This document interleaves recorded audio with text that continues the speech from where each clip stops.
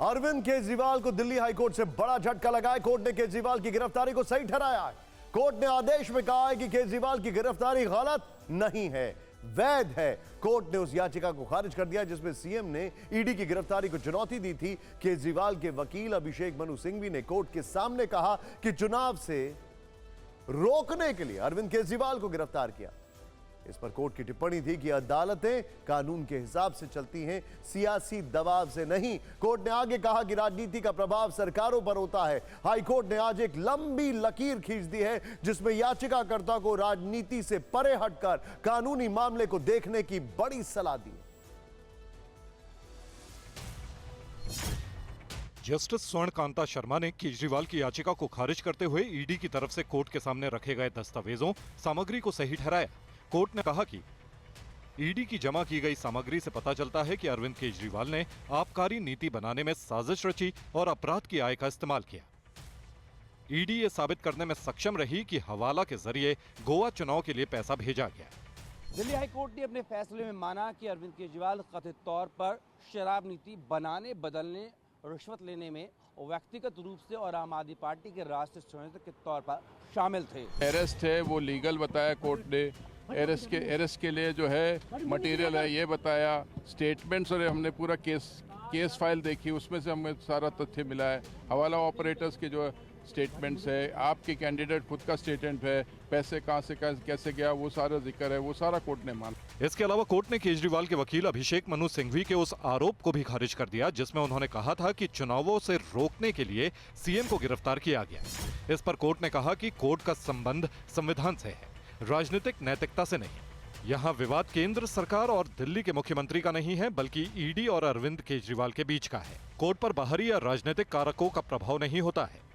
केजरीवाल की गिरफ्तारी money laundering मामले में हुई है। अदालत को कानून के अनुसार उनकी गिरफ्तारी और रिमांड की जांच करनी होगी, चुनाव के समय की परवाह किए बिना। जितनी भी फाइंडिंग्स हैं, if it is being challenged, the comments which has been made is either expunged और set aside, this judgement will hold no water. So unless and until a final finding by the superior court, which is Supreme Court, which we are challenging this order, nothing can be said. फिलहाल आम आदमी party ने high court के फैसले पर असहमति जताई है। निर्णय के खिलाफ सुप्रीम कोर्ट में अपील की बात कही है। अरविंद केजरीवाल के वकील ने कोर्ट के सामने सरकारी गवाहों के बयानों और विश्वसनीयता पर सवाल खड़े किए थे, लेकिन कोर्ट ने उन सारी दलीलों को खारिज कर दिया। कोर्ट ने कहा जब भी किसी सरकारी गवाह का बयान लिखा जाता है तो वो ईडी नहीं जज के सामने लिखा जाता है। सरकारी गवाह बनाया जाए या नहीं ये कोर्ट तय करता है। ऐसे में जब आप सरकारी गवाह पर सवाल करते हैं तो वो सवाल ईडी पर नहीं कोर्ट पर होता है। हालांकि कोर्ट ने यह भी कहा कि केजरीवाल को हक है कि वो ट्रायल के दौरान गवाहों को क्रॉस एग्जामिनेशन कर सकते हैं। हाईकोर्ट के फैसले के बाद आम आदमी पार्टी अपनी अगली रणनीति तय करने में जुटी हुई है, लेकिन बीजेपी अब जोर शोर से अरविंद केजरीवाल को ही शराब घोटाले का मास्टरमाइंड बता रही है।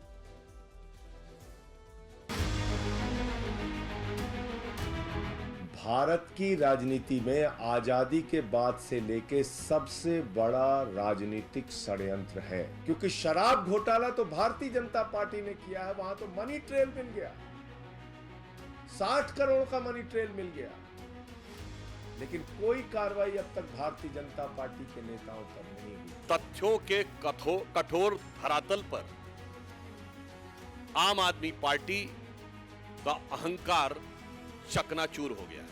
इन पार्टियों का चेहरा और चरित्र पूरी तरीके से उजागर हो गया है। ये मामला हिंदुस्तान के इतिहास का सबसे बड़ा राजनीतिक षड्यंत्र है। कोर्ट का फैसला आया है केजरीवाल जी पर। आज ये स्पष्ट है कि अरविंद केजरीवाल शराब घोटाले में भ्रष्ट है। जिस प्रकार से अरविंद केजरीवाल आम आदमी पार्टी लगातार विक्टिमहुड कार्ड खेल रही थी, आज हाई कोर्ट ने इस कार्ड को ध्वस्त कर दिया। अभी तक कुछ कहना है?